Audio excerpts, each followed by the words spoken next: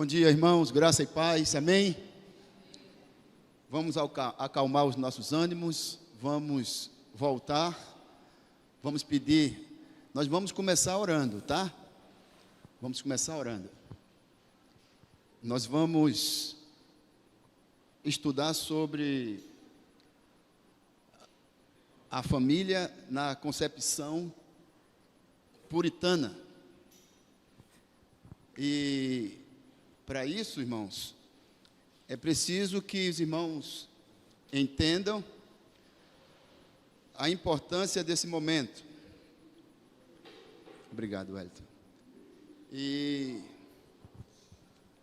hoje em dia se fala muito em neopuritano. E esse movimento neopuritano vem tentar resgatar o puritanismo do século XVI e XVII, mas de forma deturpada. E nós queremos mostrar como os puritanos do século XVI e XVII via a família e quais as suas atribuições. Então eu quero convidá-los, assentados como estão, a baixar suas frontes, fechar os seus olhos, pedir que o Espírito Santo tenha total liberdade entre nós.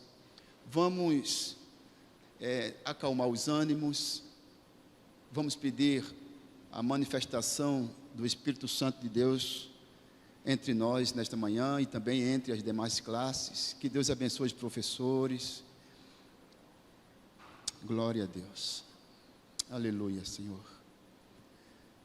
Ó Deus, passeia entre nós através do Teu Espírito Santo, Senhor, com poder e autoridade. Deus, em Jesus, queremos colocar diante de Ti todas as nossas preocupações e inquietudes. Ó Deus, nos ensina a descansar no Senhor. Nos ensina a confiar no Senhor e a fazer a Tua vontade. Deus, em nome de Jesus, obrigado por cada irmão, cada irmã que adentrou as portas deste santuário para Te adorar, Senhor. Não para ver alguém ou para conversar com alguém, senão contigo, Senhor. Por isso nós estamos aqui para Te adorar. E então, Deus, aceita a nossa adoração. Através desta escola bíblica dominical, passeia com poder e autoridade. Em nome de Jesus, Senhor Deus, fica conosco. Em nome de Jesus, perdoa os nossos pecados. Em nome de Jesus, aquieta, Senhor, nossas inquietudes e nossas ansiedades. Em nome de Jesus, Senhor, abençoa-nos. Para a glória Tua, assim oramos na mediação de Jesus Cristo. Amém, irmãos. Amém. Abra sua Bíblia no texto de... Não sei se vamos poder projetar aqui. Vai ser? Isso. Aqui também vai ser possível? Ok. Provérbios capítulo 22, versículo 28. Observe o que diz Provérbios 22, 28. Diz assim o texto de Provérbios 22, 28. E depois 23, versículos 10 e 11. Diz assim Provérbios 22, 28. Não removas os marcos antigos que puseram teus pais. 23, versículo 10 e versículo 11. Não remova os marcos antigos, nem entres nos campos dos órfãos, porque o seu vingador é forte, ele pleiteará a causa contra ti. Palavra do Senhor. Duas vezes temos aqui no texto a expressão, não removas os marcos antigos. Os marcos antigos você pode entender como aquilo que Deus, através da sua lei, através dos seus estatutos, através dos seus mandamentos, Ele firmou e ensinou ao seu povo desde a antiguidade. Esses marcos antigos que Ele cita aqui, pode ser, por exemplo, honra teu pai e tua mãe, Os marcos antigos, não terás outros deuses diante de mim. Os marcos antigos, não entre, como diz o versículo 11 aqui, 10, não remova os marcos antigos, nem entre nos campos dos órfãos, como também o respeito e a benevolência para com os órfãos e as viúvas. Então há um inúmero texto que poderíamos mencionar sobre marcos antigos. E a proposta de hoje é justamente essa: nós entendermos o que era a família para os puritanos. O que os puritanos do século XVI e XVII, eles traziam para nós essa ideia de família. Então observe o que diz aqui o texto, por favor. Os puritanos marcaram o seu tempo e são para nós um referencial de ortodoxia com piedade. Ortodoxia tem dois sentidos. Ela pode ser ortodoxia como doutrina e pode ser ortodoxia como glória a Deus. No texto aqui, ortodoxia aí significa doutrina, ou seja, uma vida santa, uma vida de dedicação com piedade. Olha só, os puritanos marcaram o seu tempo e são para nós um referencial de ortodoxia com piedade. Eles davam muito valor à família. Eles eram exemplo na vida religiosa prática. Quem eram então os puritanos? O artigo diz, avançando um pouco: os puritanos foram um movimento religioso durante o século XVI e XVII, sendo inspirado através do ministério de William Tyndale, em Inglaterra, no ano 1494-1536. O objetivo principal era completar o que a Reforma Protestante não tinha conseguido. Receberam esta alcunha, ou este nome, ou essa determinação de puritanos em 1568. Além disso, tiveram os seguintes objetivos. O objetivo era reformar o culto anglicano, restabelecer os valores do reino na área política, doméstica e social, desejando que os ingleses pudessem viver a fé de modo reto. Acreditavam também que seria através da pregação e do ensino do evangelho que tal coisa aconteceria. O que acontece? Os puritanos, eles, na Inglaterra, no século XVI, XVII, precisamente no século XVI, eles passaram a entender que com a reforma muita coisa não mudou. A igreja que tinha buscado viver aquelas 5 solas, só Cristo, só a Deus, a glória, tudo aquilo ali, não estava vivendo na sua inteireza. E os puritanos, então, eles perceberam que o rei Henrique VIII, ele fazia o seguinte: ele manobrava a igreja. E então, o rei Henrique resolve separar-se da sua esposa. Para isso, ele vai até o Papa e pede permissão para isso. O Papa lhe proíbe. Quando o Papa lhe proíbe, ele se vincula, ou ele passa a vivenciar uma relação com alguns cristãos que estavam insatisfeitos com a reforma que não tinha sido em sua totalidade. Aí surge o que nós chamamos de igreja anglicana. Então ele rompe com o catolicismo e vai para a igreja anglicana, e ele passa a ser o líder da igreja anglicana. O que acontece com Constantino, anos depois, que passou a ser o pai da igreja, vocês recordam disso? Então o que é que acontece? O Henrique, ele separa-se e ele então mantém o que ele tinha em mente, que era justamente acabar com seu casamento e casar com uma outra pessoa. A igreja anglicana permite, porque ele era o pai da igreja. O que é que acontece? Ele morre e o seu filho, Eduardo VI, passa a governar.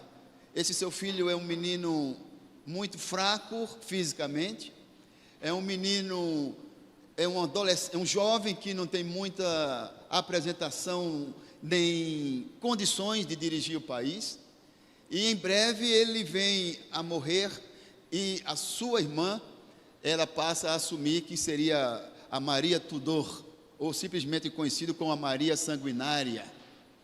E ela então, ela era uma católica fiel ao catolicismo, e ela resolve então resgatar tudo o que o seu pai, o Carlos Henrique, o rei Henrique tinha feito, e então ele traz uma ideia de que não seria mais, ela traz uma ideia de não seria mais conviver com as duas igrejas, e passa a perseguir os anglicanos que estão inseridos puritanos dentro da igreja anglicana.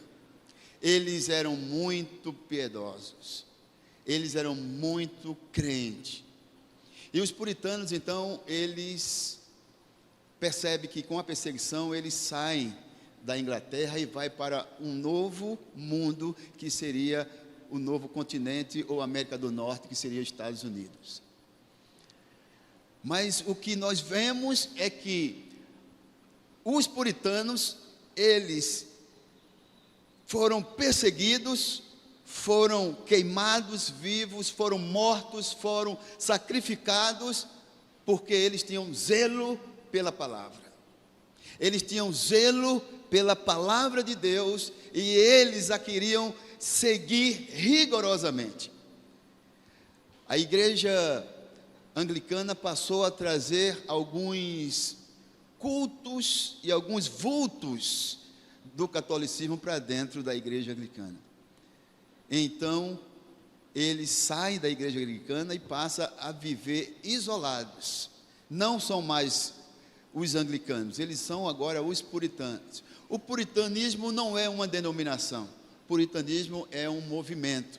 E aqui tem um resumo rápido, que diz: além disso, tiveram o seguinte objetivo: reformar o culto anglicano, observe, restabelecer os valores do reino na área da política, na área doméstica e social, desejando que os ingleses pudessem viver a fé de modo reto. Acreditavam também que seria através da pregação e do ensino do evangelho que tal coisa aconteceria. Os anglicanos imaginavam, pensavam e tinham convicção que mudando a família, crendo que a família fosse educada, que a família fosse ensinada aos pés da cruz, se as escrituras tivessem sido exploradas, vividas, praticadas rigorosamente nos lares, isso ia transcender em todos os segmentos da sociedade, inclusive na política. Não bastava ter apenas o comportamento correto.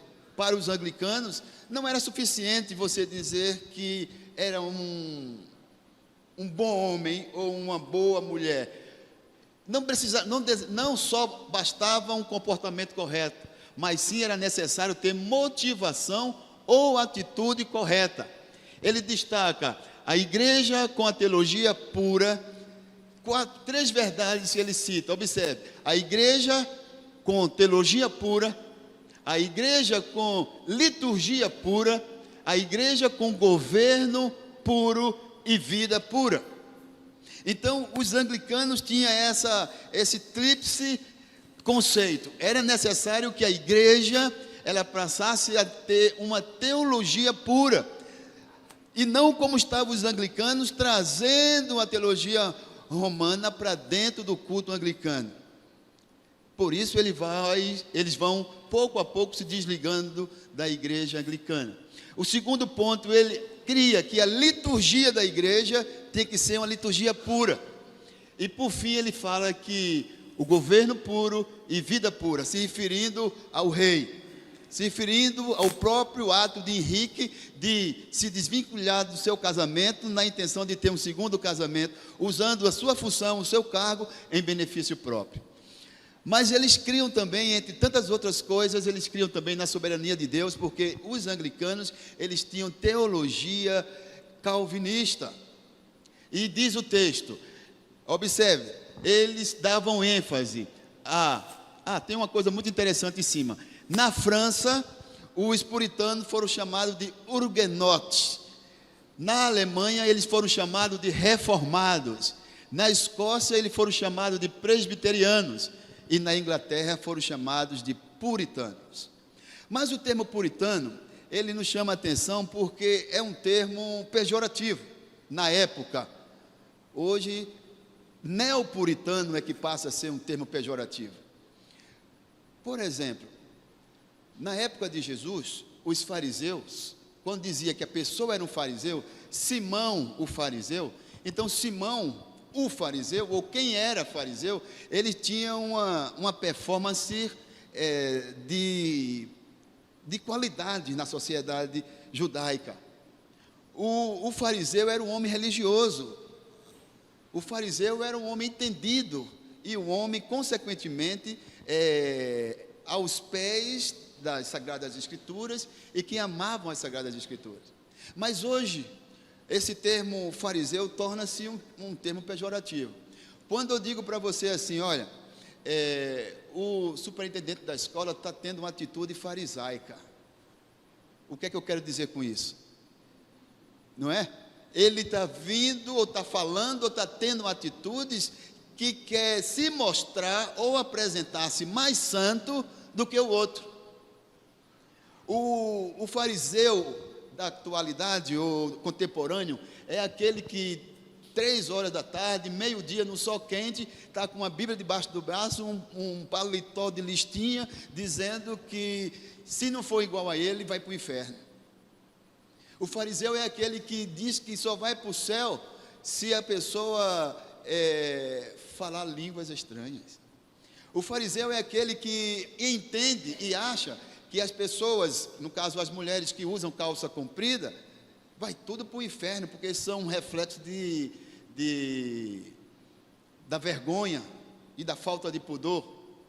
Então, essas atitudes e essas ações nos faz entender que esse termo fariseu, que no passado era uma coisa agradável, interessante, tornou-se nos dias de hoje algo pejorativo. Então, no passado, quando queriam ofender um puritano, era só chamá-lo de puritano. Fulano é puritano. Hoje em dia também não é diferente. Se você está numa roda de amigos, né, e você conta uma piada que ela tem duplo sentido, aí alguém diz assim, rapaz, esse camarada aí você vai repreendê-lo, aí o cara diz, não, rapaz, você quer ser o puritano? Por quê? Porque o puritano, ele zelava pela coisa pura, o linguajar puro, o vestuário puro, a educação pura, o tratamento puro, tudo isso era que o puritano zelava, e a sua ênfase era na soberania de Deus, tudo para a glória de Deus, quer comais, quer bebais, ou façais qualquer outra coisa, seja para a glória de Deus. Assim como nós presbiterianos entendemos que todos que são salvos é pela escolha soberana de Deus, aqueles que foram perdidos ou que são perdidos é pela soberania de Deus, é Deus que salva, é Deus que lhe permite a condenação, Deus é soberano, Ele salva quem quer. Então, eu e você precisamos entender a soberania de Deus, tudo para a glória de Deus, a soberania entendia isso, como tudo para a glória de Deus. Segundo ponto, salvação. Ele entendia que a salvação era assim como nós pensamos hoje. Não é que todos serão salvos.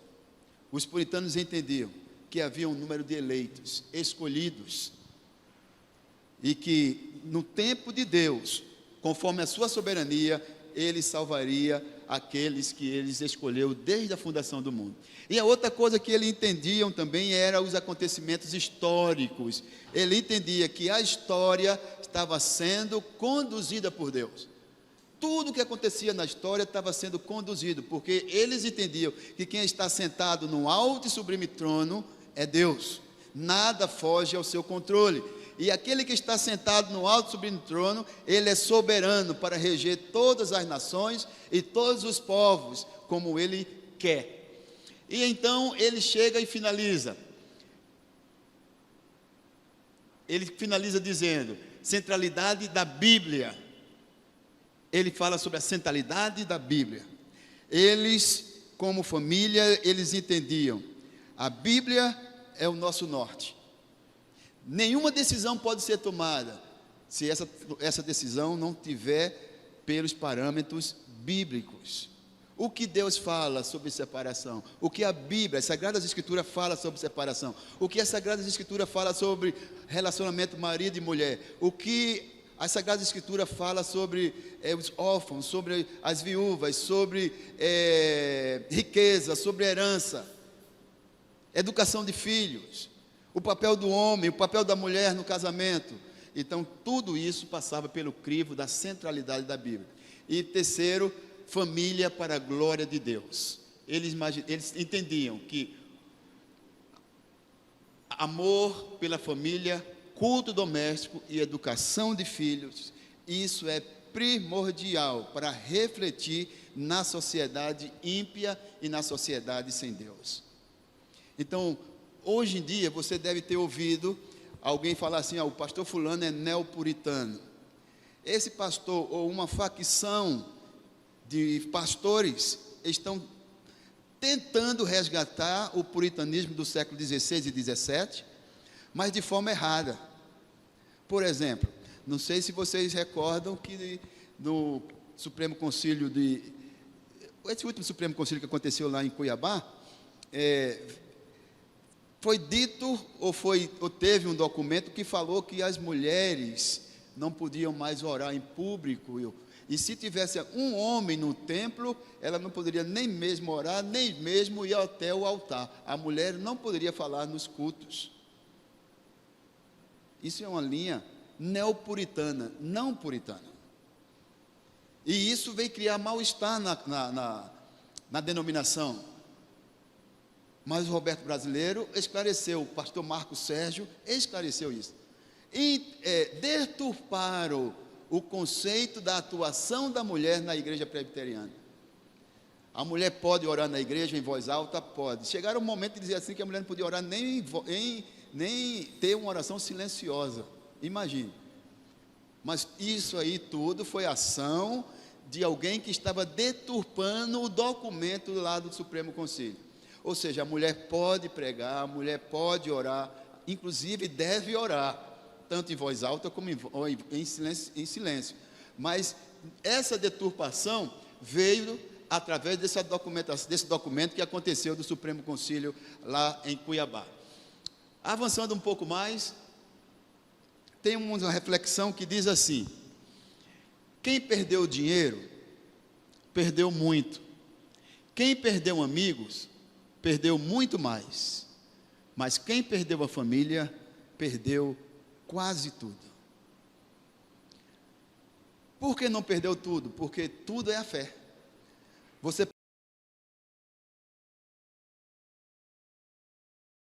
são meia boca, não era simplesmente ler, não, era oração, regado a oração, regado a leitura e meditação da palavra e louvor.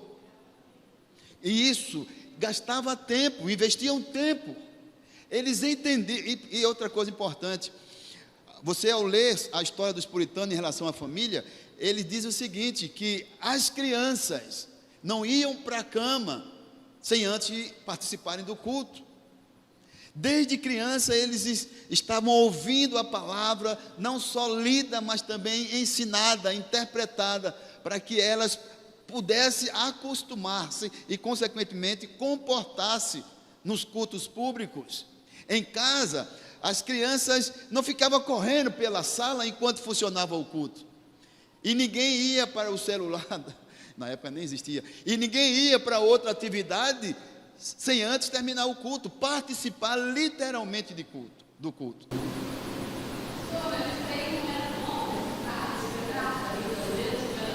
É bom.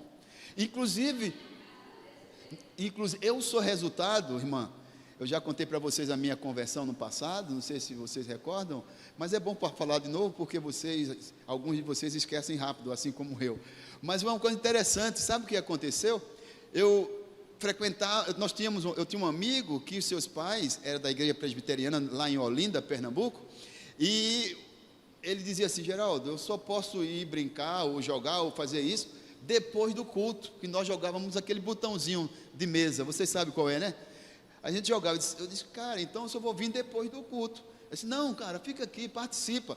E eu ficava participando, e eu ouvia aquilo ali, achava aquilo ali meloso, e aquilo demorado. Quando terminava, amém, corria para jogar. Mas isso foi criando em mim um sentimento de respeito, um sentimento de conhecimento, a ponto de quando eu fui na escola, estava com meus 16, 17 anos, cheguei na escola, os Gideões Internacionais chegaram na escola, pediram permissão à diretora e subiram nas classes e distribuíram o Novo Testamento. E eu recebi o Novo Testamento. E o moço agradeceu a professora e saiu. Quando ele saiu, eu peguei o meu livrinho e joguei. Ele saiu assim pela rampa, pum, bateu no pé do moço. Ele olhou para a sala lá em cima, me olhou, eu baixei, a classe gritou, ui! Ou seja, você suspenso. Aí ele chegou na classe, com o livrinho na mão, olhou, me encontrou, disse, você deixou cair, é seu, você deixou cair. E então abri o livro, de forma assim, abrupta e impensada, e caiu em 2 Coríntios 5,17, quem lembra? Se alguém está em Cristo, nova criatura é, as coisas velhas já passaram, e eis que tudo se fez novo. Aí eu fiquei, o nariz começou a ficar vermelho, eu não sei como é que o nariz de negro fica vermelho, mas fiquei emocionado com aquilo, e disse, cara, que coisa estranha. Final de semana seguinte eu fui na igreja, e eu já contei também para vocês isso, e lá na igreja eu falei para o André, meu amigo, André, eu vou para a igreja com você domingo. Ele se estranhou, vai, e nós sentamos juntos, e o pastor começou a pregar lá, que eu nem me lembro o texto, e ele fez o apelo. Quando ele fez o apelo, o André disse assim, você não quer ir lá na frente não? Eu digo, vou nada. Ele disse, vai rapaz, eu vou contigo. Eu digo, verdade, vou, se ele fizer apelo de novo, eu vou. Aí ele disse, olha, pela última vez, já estava na 3ª ou foi 4ª vez que ele estava falando isso, quem é o último? Essa é pela última vez, quem vem? Aí André disse, vamos, André só fez assim, e eu me levantei. Quando eu me levantei, André ficou sentado e baixou a cabeça. Aí o pastor me viu em pé e disse, venha, antes que eu mudasse de ideia, né? Venha. Eu olhei para ele de cabeça baixa.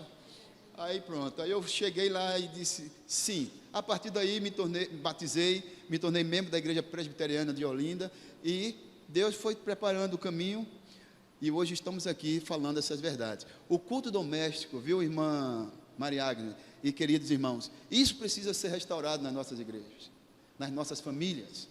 Os puritanos levavam isso muito a sério.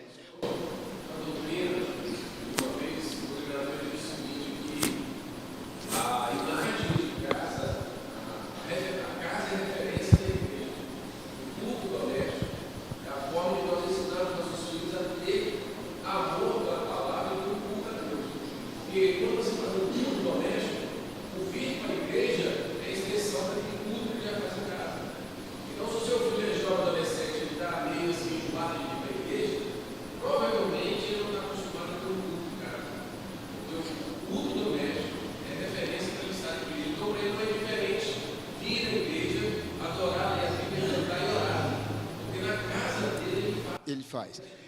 E os puritanos, irmão, obrigado, irmã Luzia, obrigado, irmã Maria Agnes, obrigado, Marcelo, pela contribuição. Qualquer irmão, todo irmão tem a liberdade de fazê-lo. E tem uma coisa muito interessante também, meus irmãos. Sabe o que é que os puritanos ensinavam para os seus filhos?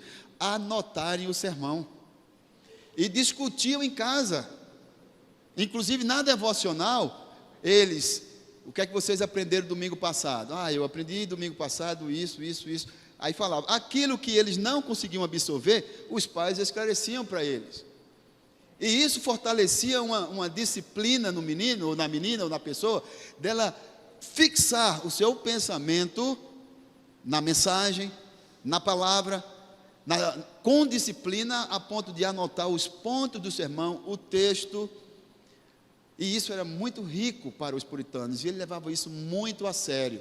Às vezes, é óbvio que toda regra é exceção, quando termina o culto ali fora, a gente pergunta assim: qual foi o texto bíblico? Eu sei que foi nos evangelhos. Certo, mas qual? Qual dos evangelhos?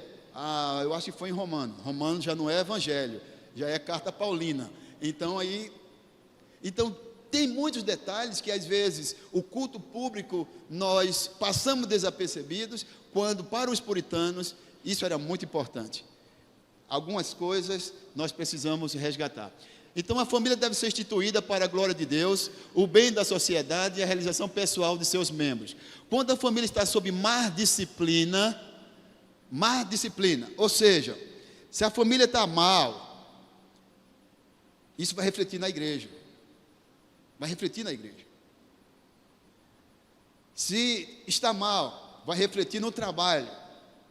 Imagine se você trabalha atendente lá numa instituição pública.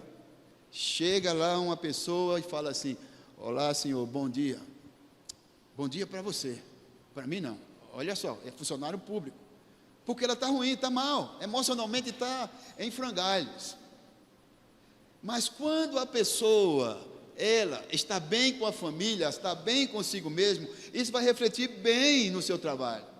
Por isso ele diz: quando a família está sob má disciplina, todas as outras sociedades estarão mal disciplinadas. Isso quer dizer a deturpação, o roubo, a corrupção, a mentira, todo tipo de coisa, sabotagem, tudo isso vai estar inserido no contexto da sociedade que nós vivemos. Se a sociedade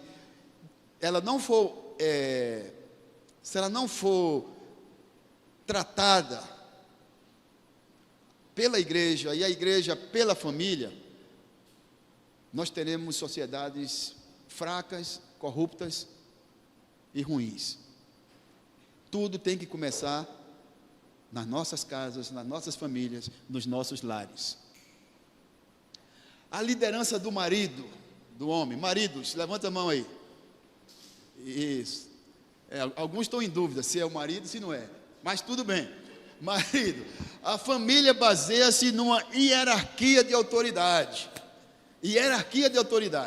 Observe, a liderança não é um bilhete de privilégios, mas um encargo de responsabilidade. Para os puritanos, eles entendiam que ser o marido, ser o cabeça do lar, isso não lhe trazia privilégio. Ô mulher, por favor, traz a toalha para o banho. Ô mulher, põe a sandália nos meus pés, corta a minha unha.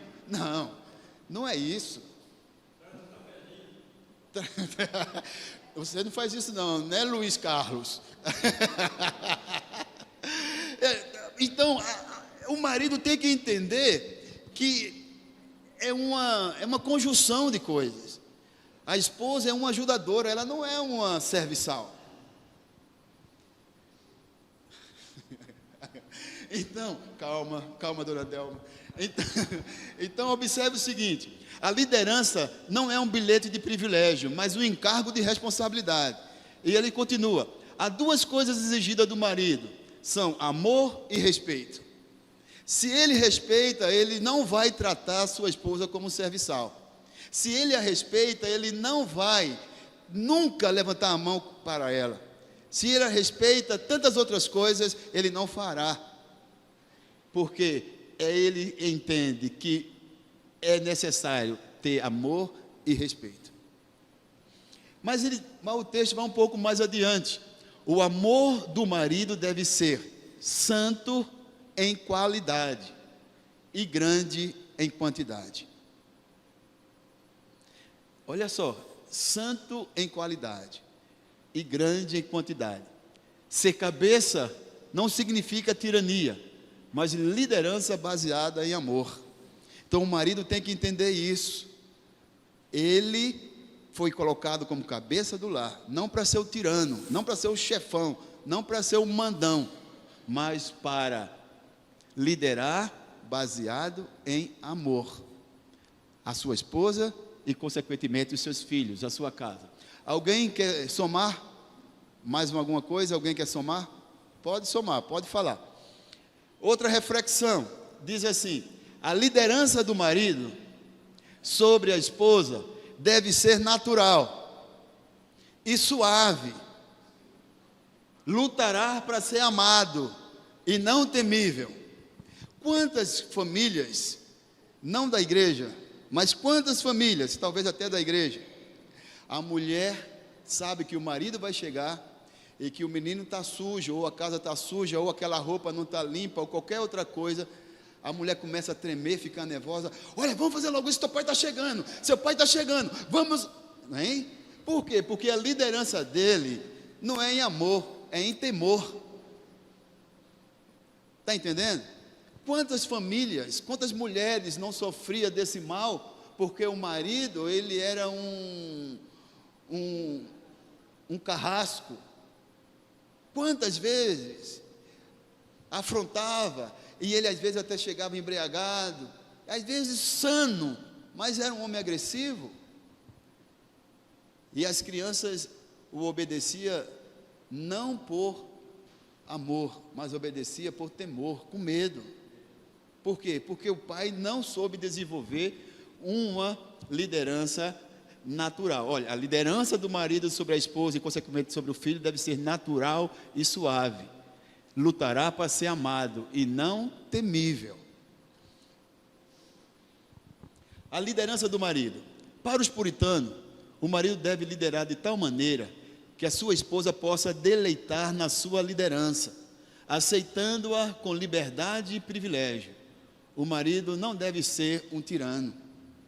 Observe, para o puritano, o marido deve liderar de tal maneira que sua esposa possa deleitar na sua liderança. Não é fazer a coisa porque ele mandou, ela faz por prazer, porque o ama, e a recíproca é verdadeira. Ela faz porque o ama, ele faz porque ama. Então, os puritanos entendiam que a partir dessa relação marido e mulher, isso ia refletir na educação dos meninos e ia educar bons pais através de seus filhos e boas mães através de suas filhas. Quem nunca ouviu essa expressão? Eu não quero casar não, para ser como meu pai trata minha mãe, eu não quero. Quem nunca ouviu essa expressão? Por quê? Porque o marido batia na esposa, os filhos viam e passaram a odiar o casamento. Resolveu nunca mais casar, entre tantas outras coisas. Mas ele diz uma coisa muito importante também, a responsabilidade da esposa, não só do marido. Ele diz que os puritanos entendiam que a hierarquia era uma questão de função. Uma questão de função e não de valor pessoal. Então, a mulher puritana, ela entendia que aquele homem tinha liderança sobre ela, porque era uma questão de hierarquia, ou seja, ela entendia que Deus o fez para liderar, para ser o sacerdote, para ser a cabeça da casa.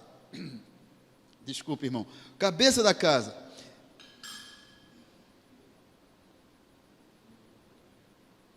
Então, eles entendiam que a hierarquia era uma questão de função e não de valor pessoal. Ou seja, ele é mais importante do que eu, ou ele é mais importante do que as crianças, porque ele é homem, porque ele é o marido. Não, isso é uma função que ele desenvolve. Tanto é que é uma função que nós conhecemos famílias onde a mulher, ela desenvolve o papel de homem e o papel de mulher. Conhecemos muitos lares, muitas casas, que a mulher, ela aprendeu a viver sozinha. Não precisa de um homem. Por quê? Porque ela entende que a hierarquia era uma questão de função e não de valor pessoal. Ele não é mais importante do que ela, nem ela é mais importante. Ele está numa função importante e ela está numa função importante de ajudadora. Diz o texto, a mulher não é serva. Para os puritanos, a mulher não era serva, mas ajudadora, conselheira, companheira, consoladora.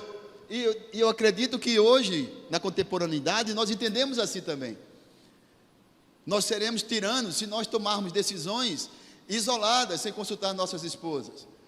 O marido, às vezes, resolve fazer um financiamento, chega em casa com um carro novo, mas não conversou com a esposa. Vai apertar as finanças, mas não chegou a conversar com a esposa. Por quê? Ela é uma ajudadora, ela é conselheira, ela vai ajudar em todos esses trâmites, mas não entende assim. O camarada pensa, ele é o cabeça e ele pode fazer e tudo, ele é o que manda. Isso é tirania, isso não é liderança. Submissão para a mulher puritana é algo com que uma esposa deve consentir por sua própria iniciativa. Ela não era submissa por medo, ela era submissa por iniciativa própria. Ela entendeu através das Sagradas Escrituras, que conforme Efésios capítulo 5, de que ela é uma conselheira, ela é uma ajudadora, ela é uma cooperadora, consoladora, e ela precisava ser submissa. Não é um capacho, um tapete, um trapo que põe no chão, não. Ela é tão importante quanto ele. Sob uma missão, a missão de servir, de cooperar. A palavra sob, separando aí, é isso aí. Avançando, se o marido tem de forçá-la, a batalha já foi perdida. Se o marido chegar para a mulher e dizer, olha, quando eu chegar eu quero isso assim, assim, assim, assim, forçando ela a fazer algo, ela não vai fazer por prazer. A batalha já está perdida. Ela faz para evitar transtorno, para evitar confusão, mas não é assim que deve ser tratado. Para os puritanos, eles entendem que a pessoa tem que fazer tudo para a glória de Deus. Como diz assim como a glória da igreja é sujeitar-se a Cristo, a glória da esposa é submeter-se ao marido, em amor, livremente, por causa da sua submissão a Cristo. Então, não é algo pejorativo a mulher ser conduzida pelo marido, a mulher ser orientada pelo marido. Não é, a mulher tem que entender que ela não é menor do que o marido. São missões diferentes. Ela é menor, né? 1 metro esse Carlinho. Então, observe, o homem não é superior a ela, porque ele é o escolhido de Deus para ser o provedor, o sacerdote e o cabeça do lar. E ela, por sua vez, ela é serva. Não. Ela está sob uma missão e ele de igual modo. E essas duas missões se completam. Essas duas missões se completam. Por quê? Porque ele entendeu que da forma que a igreja está submissa a Cristo, a esposa precisa estar submissa ao marido, por amor, livremente, por causa da submissão a Cristo. Responsabilidade dos pais. A maioria que aqui está são pais. Então observe. Os filhos pertencem a Deus. Isso nós não temos dúvida. Assim como também os bens que nós temos pertencem a Deus. Nós somos mordomos. Tanto é que quando nós morremos, as coisas ficam aqui. E diz assim, os filhos pertencem a Deus e são confiados aos pais como mordomia. Mordomia cristã é uma disciplina dentro da teologia cristã, onde nós aprendemos que somos mordomos daquilo que Deus nos confiou. Somos mordomos da esposa e, consequentemente, do esposo. Somos mordomos da nossa família, no caso dos filhos e filhas, e também dos bens materiais que temos. Se eu gasto aquilo que eu tenho indissolutamente, se eu gasto de qualquer forma, eu não estou fazendo bom uso da mordomia cristã. Quando nós fazemos bom uso da mordomia cristã, nós sabemos que tudo que Deus nos dá é para o nosso próprio prazer, mas não para gastar de forma dissoluta. Então nós precisamos entender que esta questão de mordomia, ela é muito importante. Os filhos pertencem e são confiados aos pais como mordomo. Agora, se Deus te deu filho, filha, e se esses filhos que Deus te deu, eles estão perdidos para o diabo, você tem que dar conta a Deus, porque você é mordomo. Vocês estão entendendo? Não quero assustá-los, não, e nem a mim mesmo, mas os puritanos entendiam assim: se os filhos pertencem a Deus, e eu sou mordomo daquilo que Ele me deu, e se eu não conseguir retê-los, eu estou fazendo mau uso dessa administração, desta mordomia, e vou prestar conta ao meu Senhor. Vocês lembram da parábola dos talentos? Um entregou 10, outro entregou 5, outro entregou 1. Alguns têm 2 filhos, outros têm 3, outros têm 4, outros têm 5, outros têm 9. São herança de Deus.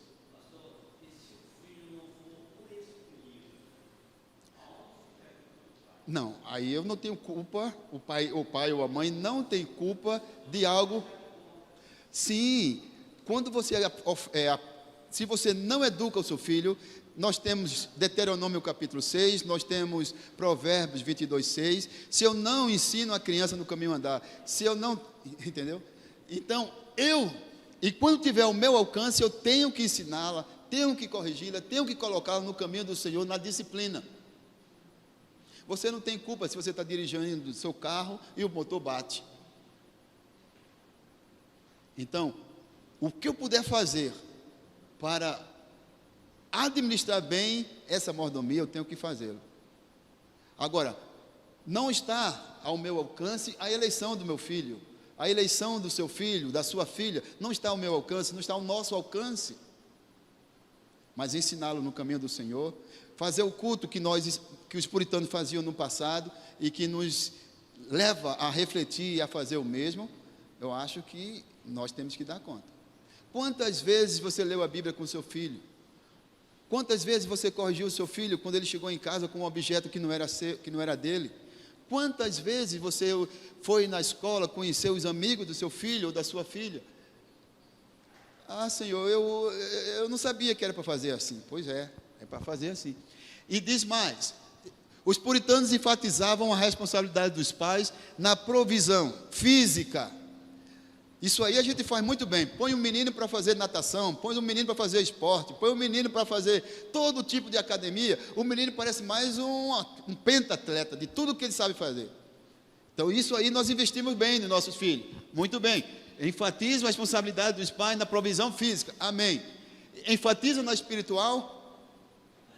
Acadêmica, investimos nos nossos meninos nas melhores escolas, e motivamos para fazer todos os IFES e faculdades do mundo. Ele faz intercâmbio, vai para o exterior, tudo. Nós investimos na vida acadêmica, na vida física, mas por que não investimos tanto na vida espiritual? Por que não presenteamos nossos filhos com literaturas evangélicas? Eu não estou dizendo com Bíblia, da Bíblia para o menino, mas literatura evangélica que tem conteúdos de reflexão, tomada de decisão. Os puritanos entendiam que a responsabilidade não era só física nem acadêmica, mas também espiritual. Mostrava a importância de ensinar os filhos a trabalhar.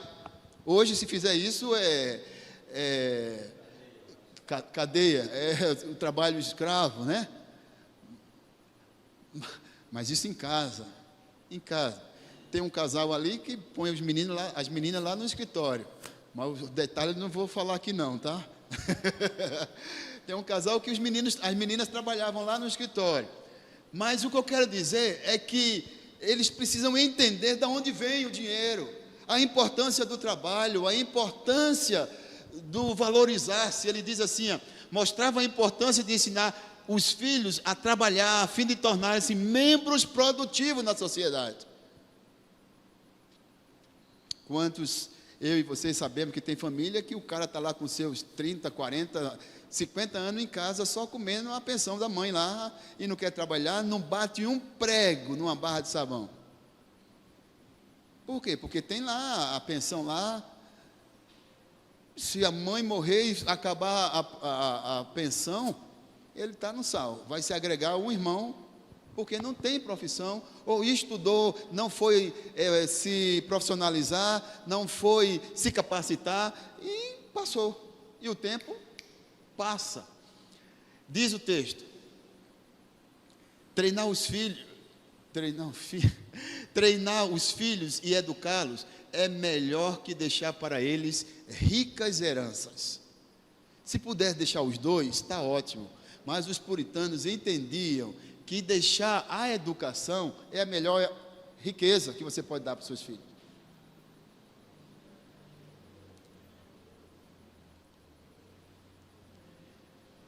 Os puritanos entendiam que a obediência no âmbito da igreja e do Estado dependia da disciplina no lar. Olha só, entendiam que a obediência no âmbito da igreja e do Estado dependia da disciplina no lar.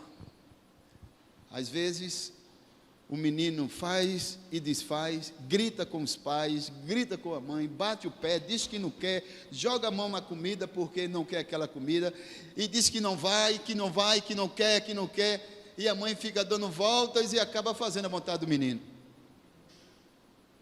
Está estragando o menino, tá? Eles entendiam o seguinte, ó, que isso vai refletir na sociedade como um todo. Quando ele chegar querer uma coisa e a pessoa não der, ele vai querer tomar a força e vai criar problema. Criam que é difícil reverter um hábito adquirido na infância. Eles sabiam, se o menino fosse perrento, se o menino fosse brigão em casa, se o menino fosse um menino impossível, ele seria assim também na sociedade. Quando eles estivessem maiores, seria difícil reverter um hábito adquirido na infância. Se ele tinha a prática de bater na irmãzinha ou no irmãozinho menor, quando ele estiver na rua, na escola, em qualquer outro lugar, ele vai querer fazer o mesmo. Porque isso não foi trabalhado em casa. O lugar é em casa. Nós não devemos pensar que a professora da escola dominical é que deve educar os nossos filhos. Não é a professora da escola dominical que deve educar os nossos filhos. Somos nós, os pais, que devemos educar. Bom seria que os nossos filhos, netos, já chegassem aqui lapidados. E as professoras só tivessem a preocupação do conteúdo bíblico. Mas muitas vezes temos que ensinar até bons costumes. A falar baixo, a pedir licença, por favor. Porque as crianças não sabem isso. Ele fala também que os pais têm a tarefa de erigir e estabelecer o reino glorioso de Deus em sua casa. Não é pouca a graça de ser pais de uma semente santa. Os filhos dos crentes são chamados de semente santa, filho do concerto eterno, filho da promessa. Eu e você temos este prazer de sabermos que nossos filhos são semente santa. E é um grande privilégio. É um grande privilégio saber que Deus nos deu esses filhos. E Ele deu e sabe que nós temos condições de educá-los, de discipliná-los, de mantê-los e prepará-los para a vida. Ele confiou isso a mim e a você como mordomos. E aí, nossa casa precisa precisamos erigir o altar e o reino de Deus em nossa casa. A imagem favorita dos puritanos para a família é a igreja. Observe, a imagem favorita dos puritanos para a família é a igreja. Tudo convergia para a igreja. Eles entendiam que a igreja é o melhor lugar para os seus filhos, para si mesmo e para a sociedade como um todo. Tudo, essa era a melhor e a mais favorita imagem que eles entendiam. Os puritanos continuavam o culto público da igreja no lar. Observe, até as crianças, observe que eu falei isso no início, até as crianças anotavam o sermão e em casa reunia-se para discuti-lo. Não para discutir a concordância bíblica do pastor. Eita, ele fez uma concordância errada. ele colocou o verbo errado. Não era isso. Que com certeza havia na ocasião, mas não era isso que era feito. Era para tratar o sermão. Por exemplo, o pastor vai tratar sobre Mateus 11, 28. Aí ele vai tratar 3 pontos. Aí em casa ele chega lá, filhos, quais foram os pontos que o pastor tratou hoje? O texto foi Mateus 11, 28. O primeiro ponto é: Deus fez o convite. O convite é universal e o convite é tal. Muito bem, meu filho. O que é que você entendeu? Olha, eu entendi aquilo que o pastor falou, que o convite é para todas as pessoas, tererê, tererê. Aí explica. Aí vai, muito bem. Eles entendiam que o culto público se estendia até o culto ao lar. Até as crianças anotavam o sermão em casa e reuniam-se para discuti-lo. Eles valorizavam o culto doméstico de tal forma que realizava diariamente com ênfase na palavra e na oração. Diariamente. Eles entendiam o valor do culto doméstico. Que bom se nós pudéssemos resgatar. Agora, o que é que acontece? O marido ou a esposa sai 6 horas da manhã do trabalho. Vai trabalhar. Aí, meio-dia, está em outro trabalho. De madrugada, está em outro trabalho. Então, ele não tem tempo para reunir a família. Eu conheço enfermeiras que trabalham os 3 expedientes. Como é que pode? Em um hospital, ela é isso. No outro, numa casa, ela é cuidadora de idoso. No outro, ela é cuidadora de criança. Poxa, como é que vai ter tempo para as coisas de Deus? Não tem. Eles valorizavam o culto doméstico de tal forma que realizava diariamente com ênfase na palavra e na oração. Concluindo, ele diz: os puritanos marcaram a sua geração. São conhecidos como pessoas de oração, convictos da soberania de Deus, e davam total importância ao ensino da palavra. Criam que a educação cristã, tanto nos lares como em público, forjava caráter cristão resistente, a ponto de nunca negar a sua fé em Cristo Jesus. Muitos puritanos foram queimados vivos, foram crucificados, foram jogados nas arenas com peles de animais para que os leões o comessem vivos. Muitos dos puritanos foram obrigados, a exemplo de Policarpo de Quaresma, que foi colocado na fogueira, vivo, para que ele negasse a Jesus. E ele disse: como eu vou negar alguém que me amou e me salvou? Como eu posso negá-lo?